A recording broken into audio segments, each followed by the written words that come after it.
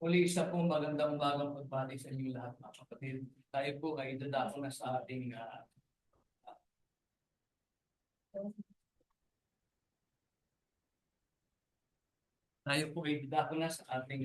first part ng ating pagsamba. Ito po ang ating Bible study. At tayo po ay mag-uumpisa ng panibagong aklat. We have already finished the book of Genesis, and we will now proceed with the next book in the Bible, which is the book of Exodus.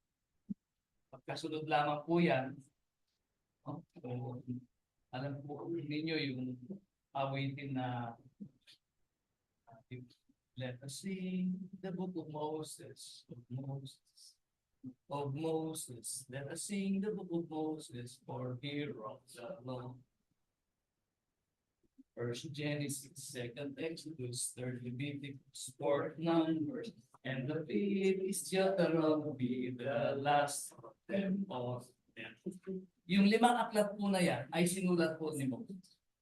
At through the guidance of the Holy Spirit, and I believe through the providence of God, nung binuo po ang Biblia, eksaktong-eksakto, perfect po yung pagkakasunod. Na si Exodus sumunod kay Genesis, na si Leviticus sumunod kay Exodus, and so on. Pati po yung mga pagkakasunod ng mga propeta hanggang sa kay Malakay, the last prophet of the Old Testament.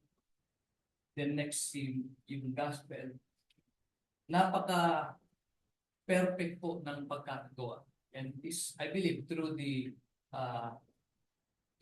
providence of God. So, yun po yung ating titingnan. So, we will start with the study of the book of Exodus. At we will only tackle 2 chapters today. So, sa tingin ko, medyo mabilis po yung ating Bible study ngayon. So, if you look at the meaning of Exodus, gusto po ninyo ng kopya nito mga kapatid, pwede bigyan. Ito pong book of Exodus, or the word Exodus, if you look in the dictionary, ang ibig pong sabihin niyan ay going out, a departure or immigration, usually of a large number of people. So yan po ang ibig sabihin ng word na Exodus. And as I've said a while ago, ito pong Exodus ay isa doon sa limang aklat na attributed to Moses. Bakit ko po tinabing attributed? Kasi po, may mga ibang mga scholar, na nagsasabi na redacted daw po ito or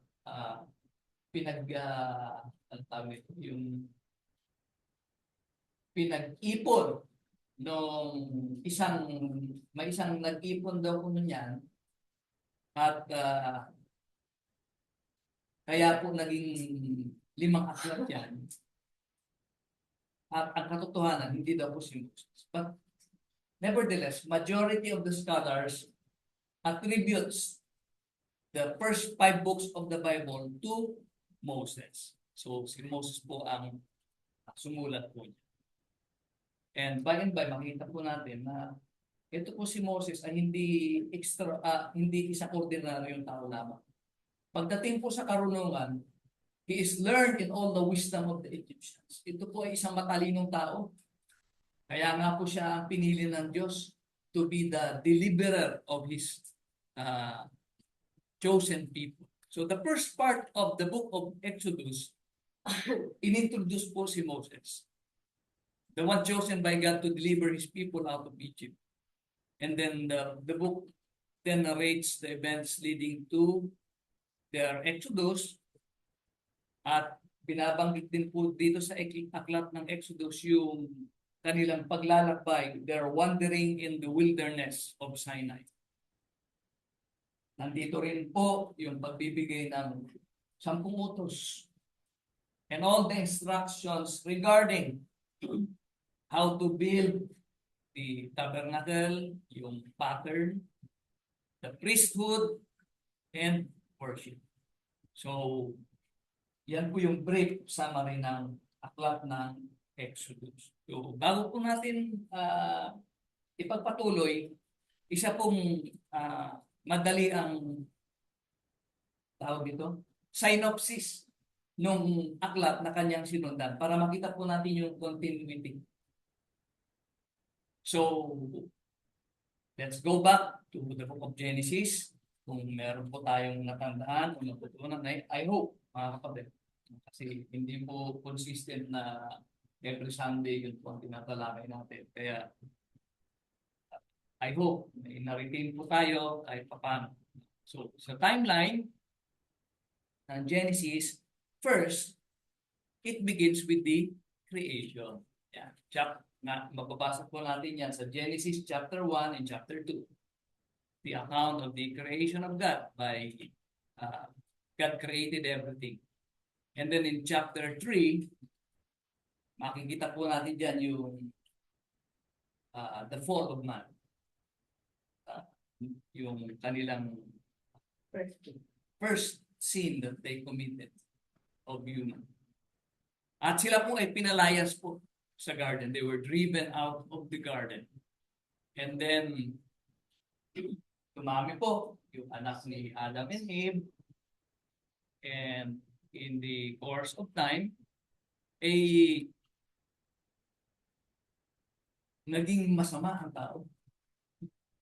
Man grew so wicked that God wanted to wipe them out. Except doon po sa 8. Noah and his family. 8 souls, sabi po sa Biblia. Kaya inutusan ng Diyos na si Noah ay gumawa ng isang daong, an ark, wherein 8 people per se. Ito po yung tinapik ni Brother Sanba, I think last Sunday yata. Na ang Diyos ay merciful God. Hindi naman niya, kahit na yun ang plano niya, pero binigyan pa rin niya ng chance ang tao na pagsisi at nangarap pa nga si Noah dyan na para maligtas po sila. But ayaw po nila makinig, so God destroyed the world, all humans, through the flood. So ang naligtas po dyan, 8 lamang, si Noah and his family. And paglabas po nila, nagsimulang dumami ulit ng tao. Through yung kanyang 3 anak and their wives. Si Shem, Ham, and Japheth.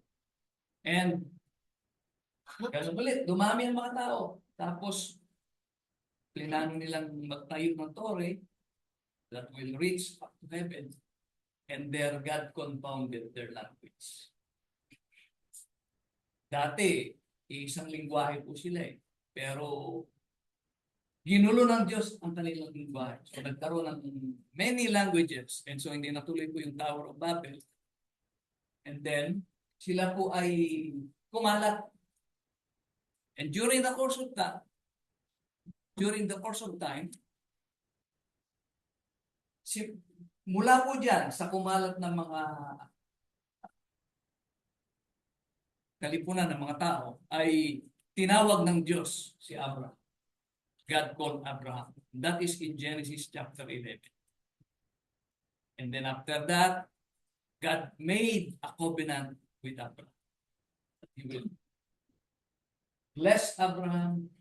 He will make his descendants to be numerous, and he will be a blessing to all the nations. Yung kanyang binhi ni Abraham.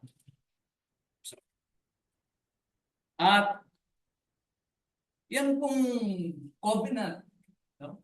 Tipan ng Diyos kay Abraham ay nirenew kay Isaac na anak ni Abraham.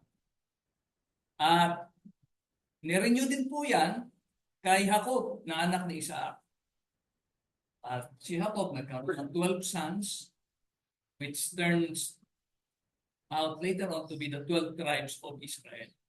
We can read that in Genesis chapter 28 to 37. So, after that mga kapatid, ang istorya ng Genesis nag-shift kay Joseph na isa sa mga anak ni Jacob. And Joseph prospered in Egypt, and then later on, kinuha niya yung kanyang mga kapatid at saka yung kanyang ama, and they settled in Goshen in Egypt. Now, if we look at the map, ito po yung Goshen. Yeah. At sila po ay galing dito sa Hebron. So, relocate po sila, Jacob and his sons. We can read that in the last part of the book of Genesis. Jacob and his sons and their families left Hebron and settled in Goshen. At dito po sa Goshen, sila po ay nanirahan dyan. They were enslaved for 400 years. So, mababasa po natin yan sa Genesis chapter 15 verse 13, wherein when God made a covenant with Abraham, sinabi niya na, know certainly that your descendants will be strangers in a land that is not theirs, ito po yung Egypt, and will serve them and they will afflict them 400 years. So, sa Exodus chapter 12, which we will look at later on, ang sabi po dyan, now the sojourn of the children of Israel who lived in Egypt was 430 years. So, bakit? Baka magtanong kayo, bakit magkaiba? 400 yun, 430 yun. So, yung kabuuan ng kanilang stay po doon ay 430. But they were afflicted 400 years. So, counted na po yung 30 years na unang lumipat po sila doon. So, and this 430 years was also mentioned in New Testament, in the book of Galatians, when the Apostle Paul argued about the promise. So, patuloy po tayo. Let us now go to the book of Exodus, chapter 1. So, ang sabi po dyan, ito nga ang mga pangalan ng mga anak ni Israel na nagsipasok sa Egypto. So, they were enumerated, enumerate po dyan, yung 12 tribes of Israel. Si Reuben, which is the panganay, tapos si Simeon, Levi, and so on. Sabi po dyan, verse 5, all those who were descendants of Jacob were 70 persons. So 70 po silang lahat na pumunta from Hebron to Goshen sa Egypt. But, tingnan po ninyo yung verse 7, sabi po dyan, but the children of Israel were fruitful and increased abundantly. Dumami po sila dyan, mga kapatid. So, nung pumasok sila, nung lumipat sila sa Egypt, 70 lamang po sila. But they grew in number. Because God blessed them, they increased abundantly, multiplied, and grew exceedingly mighty. And the land, sabi po dyan, was filled with them. Napuno yung lupain ng Goshen ng mga anak ni Israel. And then, verse 8, sabi po dyan, nagkaroon ng bagong hari. There arose a new king who didn't know Joseph. Remember, kaya po sila nakalipat doon kasi close ni Joseph yung hari, yung Parao. Eh si Parao pa nga nagsabi niyo kay Joseph na, dalahin mo yung pamilya mo at manirahan kayo sa Goshen. At sila ang mag-aalaga ng mga tupa kasi sila po ay shepherds, sheep herders. But, patay po yung Parao ngayon, may pumalit. There arose a new king over Egypt who did not know Joseph. Kaya naging hostile itong haring ito. At sinabi niya sa mga tao, look, the people of the children of Israel are more and mightier than. Mas marami na sa atin. No? Eh, baka sakupin tayo niyan. Kaya sila po ay, sabi po niya dyan, ayaw tayo magpakadulong sa kanila. Baka sila'y dumami at mangyari na pagka nagkadigma, ay makisanid pati sila sa ating mga kaaway at lumaban sa atin at magsilaya sa lupain. Kaya nagbigay sila ng mga tagapag-atag upang dalamhatiin sila sa atang sa kanila. At kanilang ipinagtayo si Paraon ng mga bayan na kamaligan na dili iba't ang Pithom at Raan. So,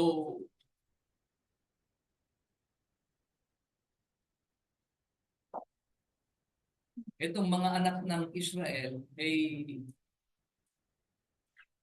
naglagay si Paraon ng taskmaster, sabi diyan, to afflict them with burdens. Eh, ginamit po ito silang mga alipin to build cities for Pharaoh. So, ayan po. Dahil napapanood nyo naman po yung ito, malapit na po yung Holy Week. Papalabas na naman po yung Ten Commandments. Mapapanood na naman po natin yung pag-afflict sa mga tao. Ito, pinapagawa sila ng mga bricks, mortars and bricks na gagamitin sa pag-build ng cities. Another picture. Ayan. So, hard labor, mga kapatid, ginawa sa mga anak ni Israel. And sabi po niya sa verse 12, the more they afflicted them, the more they multiplied and grew. Habang dinadalamhati nila sila, ay lalong dumadami at lalong kumakapal. At kinapuotan nila ang mga anak ni Israel. So, napupuot sila sa mga anak ni Israel kasi paano ito? Pinapahirapan na natin, lalo pang dumadami. No? So the Egyptians made the children of Israel serve with rigor. Sabi po niya. At kanilang pinapamuhay sila ng masaklap sa pamamagitan ng mahirap na paglilingkod sa argamasa at sa laryo at sa lahat ng sari-saring paglilingkod sa bukid at sa lahat ng paglilingkod nila na ipinaglilingkod sa kanila na may kabagsikan. Pabagsik yung kanilang mga masters, yung mga soldiers na tumitingin sa kanila. So, the king of Egypt, sabi po dyan sa verse 15, spoke to the Hebrew midwives, mga midwife. Midwife po ang tawag, yung tagapaanak. Ano ba tawag sa Tagalog yan? Hilo. Hilo. Wala po kasi medical doctor. Sa amin po noon sa Jensa, meron pong School of Midwifery. May edukasyon po yun, yung mga pag-midwife. Yung bang, kung pwede kang mga anak sa bahay, tatawagin mo lang yung midwife. So, kinausap ng Paraon yung mga midwife. Pinangalanan pa nga po mga kapatid, si Shipra at saka si Puwa. So, sabi po dyan, verse 15, at kanyang sinabi, paghilot ninyo sa mga babaeng Hebrea at pagtingin ninyo sa kanila sa dakong panganganakan, kung lalaki ang anak, ay papatayin nga ninyo. Datapwat kung babae, ay inyong bubuhayin. Kasi nga po, natatakot yung mga the Egyptians, na kapag dumaming-dumami yung lalaki, magagapi sila. Kaya sabi niya, pagka nakita niyo yung baby, lalaki, patayin niyo. Pagka babae, kailangan yan, buhayin niyo. Ngayon, sabi diyan, but the midwives fear God. Datapat ang mga hilot ay nangatakot sa Diyos at hindi ginawa ang gaya ng inutos sa kanila ng hari. Kundi iniligtas na buhay ang mga batang lalaki. So ipinatawag uli sila ng hari at ipinatawag ng hari sa Ehipto ang mga hilot at sinabi sa kanila, bakit ninyo ginawa ang mga bagay na ito? At inyong iniligtas na buhay ang mga batang lalaki. At sinabi ng mga hilot kay Paraon, sapagkat ang mga babaeng Hebrea ay hindi gaya ng mga babaeng Egyptian. Sapagkat sila'y maliliksi at nakapanganak na bago dumating ang hilot sa kanila. So nagpalusot. Iba sila eh. No?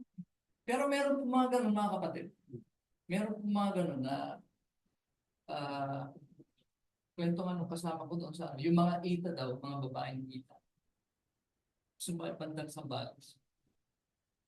Sila din ang pagkapanganak, sila din ang pumuputo ng mga ng umbilical cord.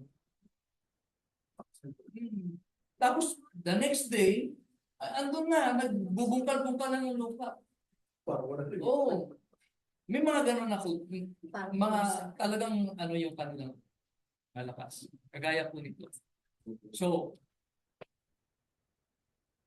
therefore, sabi diyan, God dwelt, ang Diyos ay gumawa ng mabuti sa mga hilot at ang bayan ay gumapal, so lalo pang dumami at naging totoong makapangyarihan. At nangyari, na sapagkat ang mga hilot ay natakot sa Diyos, ay iginawas niya sila ng mga sambahayan. At inutos ni Paraon sa kanyang buong bayan, so inutos pa rin ni Paraon, na kapag merong baby na ipanganak, itapon sa ilog. Ayan po. Every son who is born, you shall cast into the river. And every daughter, you shall save alive. So, yan po yung last verse ng chapter 1. We go to chapter 2. Ito po, yung si Moses ay ipinanganak na. Sabi po dyan,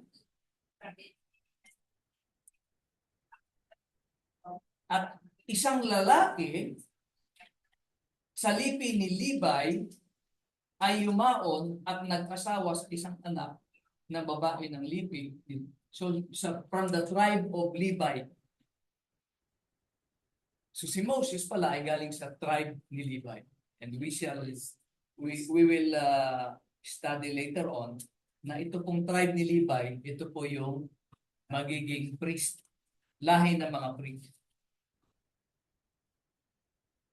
I think it's also mentioned that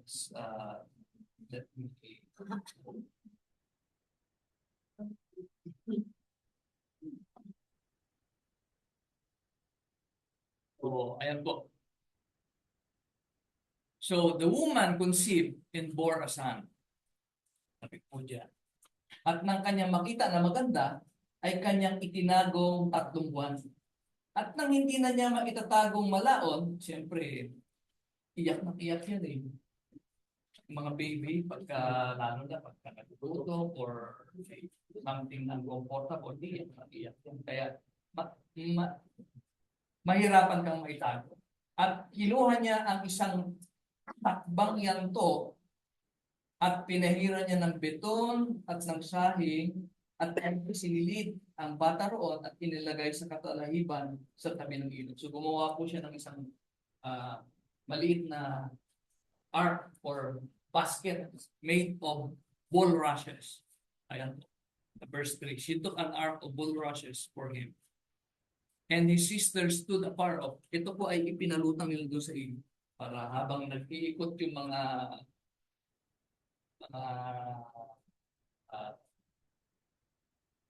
soldiers ni Paraon, yung bata nandun sa ilog. Pinapalutang nila doon sa tubig. At yung kanyang sister na si Miriam ay nandun nakamasid sa malayo. Tinitingnan kung ano mangyayari. At nangyari na yung anak ni Paraon, the daughter of Pharaoh, came down to bath in the river. At nakita nga itong basket na ito. At nung kanilang buksan, ay nakita yung sanggol. And behold, sabi diyan, the baby wept. So she had compassion on him and said, "This is one of the Hebrews' children." So ang sabi ng anak ni Paraon, kasi lumapit na kaagad si Miriam, nung nakita na nila yung basket, lumapit na yung ate ni Moses. At sinabi niya,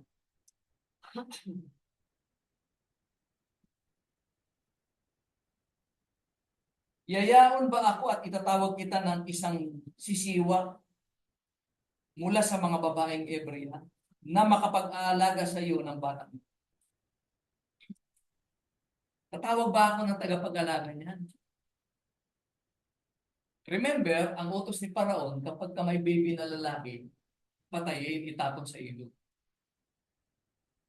Siyempre, natakot din yung anak ni Paraon na ipapatay niya din yung baby. Kaya, pumayag siya doon sa bungkahi ni Miriam. So, ang tinawag, yung mismong nanay. Yun ang mag-aalaga sa baby. So, ayan po. At po yung ginawang basket at nilagay po yung baby doon. And then, sinabi nung anak ni Paraon, "O sige, yumaon ka." At ang dalaga, yumaon at tinawag ang ina ng bata. At sinabi ng anak ni Paraon sa kanya, "Dalhin mo ang batang ito at alagaan mo sa akin at bibigyan kita ng iyong kaupahan." At kinuha ng babae ang bata at inalaga. Pero, ito pong si Moses, the baby Moses, only stayed with her mother for 3 months. Moses was reared by his mother for only 3 months. Yan po ay mababasa po natin sa Acts chapter 7, verse 20 to 21. Doon po sa talumpati ni Esteban. And I will read.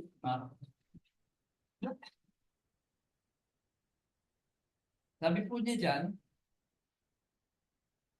nang panahong yaon, ay ipinanganak si Moises at siyang totoong maganda at siya inalaga ang 3 buwan sa bahay ng kanyang ama. At nang siya'y matapon, ay pinulot siya ng anak na babae ni Paraon at siya'y inalaga ang gaya ng sariling anak. Yeah. So, the daughter of Pharaoh took the baby into her own home. At siya po ang nag-alaga, nagpalaki. Biruin po ninyo, ano po yun? Verse 10, no? Verse 8, 9, and 10. Pagdating po sa verse 11, sabi po dyan, "Now it came to pass in those days when Moses was grown." Matanda na si Moses. Nasa napunta yung from baby to childhood to adolescent? No account. Because in this verse, sabi po dyan, when Moses was grown, that he went out to his brethren and looked at their burdens, and he saw an Egyptian beating a Hebrew, one of his brethren. At pinatay po niya yun. At this time, Moses is already around 40 years. Bakit ko po nasabi, mga kapatid?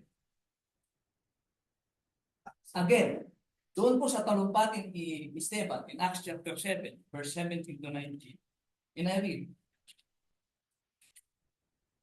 "Tatapot nang nalalapit na ang panahon ng pangako na ginawa ng Diyos kay Abraham, ang bayan ay kumapal at dumami sa Ehipto." So, Remember, di ba na i-describe natin kanina na dumami sila doon sa Egypt. Hanggang sa lumitaw ang ibang hari sa Ehipto na hindi nakakilala kay Jose. So, another king arose who did not know Joseph.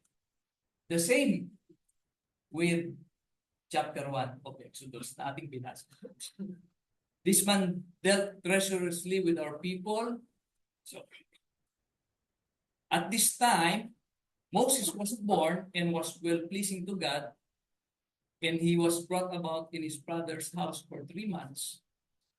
And but when he was set out, Pharaoh's daughter took him away and brought him up as her own son. And Moses, ayan po, yung kataga, yung talata, was learned in all the wisdom of the Egyptians. Biruin po ninyo, doon siya lumaki. Pinag-aral siya. Education in those days, mga kapatid, wala pong mga classroom. Hindi pa po uso yan. At ang nakakapag-aral lang, natuturuan ng tutor, yung mga anak ng hari, mga mayayaman. And in this case, since Moses grew up in the household of Pharaoh's daughter, siya po ay naturuan, na-tutor ng mga expert or yung mga dalubhasa. And so he was learned in all the wisdom of the Egyptians and was mighty in words and deeds. Magaling din pong magtalumpati, magsalita itong si Moses. Ano po yung mga wisdom ng Egyptians? For example, among these are building in stoneworks. Biruin po ninyo, nakakamangha. Paano nila naitayo yung pyramids of Egypt? Sinasabi nga ng ibang mga alien daw nagtayo niyan kasi imposible, napaka 6 million, if I'm not mistaken, over 6 million tons ang bigat ng mga bato ng pyramids. Sa bigat pa lang yan, kung hindi maganda yung katatayuan yan, lulubog yan, mga kapatid. Ganyan kabigat. And that pyramid is, sabi ng mga perfectly aligned doon sa North Pole. They also invented surveying. Pagsusurvey ng lupa. Sila po ang naka-invento niya. Yung pag-preserve ng mga patay, yung mga mummies na hindi naagnas. O kung maagnas man, napakatagal. So, Moses is an intelligent person. Matalino. He was learned in all the wisdom of the Egyptians. And sa pagpapatuloy po, sa verse 23, ang sabi po ni Esteban yan, datakwat nang siya'y mag-aapat na taong gulang na. When he was 40 years old, it came into his heart to visit his brethren. The same tagpo doon sa Exodus chapter 2. Binisita niya ang kanyang mga kapatid. At nakita niya na merong isang Egyptian. Probably ito po yung guard. Kung yung makita po natin doon sa movie, nilalatig mo yung Kaya nung nakita ni Moses, pinatay. He struck down the Egyptian. So let us go back to Exodus chapter 2. And it came to pass in those days when Moses was grown. Ibig sabihin, he is already 40 years old. He saw an Egyptian beating a Hebrew, one of his brethren. Balik tayo. So, yung verse 12 po, he looked this way and that way, and when he saw no one, he killed the Egyptian and hit him in the pinatay po niya. Just a very short segue, mga kapatid. Bago niya patayin, ang sabi po dyan, he looked this way and God. Ah, tumingin siya doon, walang nakakita. Tumingin siya doon, walang nakakita. Nakalimutan niya, tumingin sa taas. No? Kaya, let that also be a lesson for us. Baka minsan makapag-isip tayo ng hindi mabuti at wala namang nakakakita. Let us remember, wala mang nakakakita. Pero nasa taas, the all-seeing eye, nakikita lahat ng ating gawa. Even the contents of our hearts in our so let us continue. So pinatay po niya and then the second day lalakad siya ulit. May nakita siyang dalawang Hebreo kababayan niya na nag-aaway. Nung kanyang sinita sinita din siya. Sabi po diyan,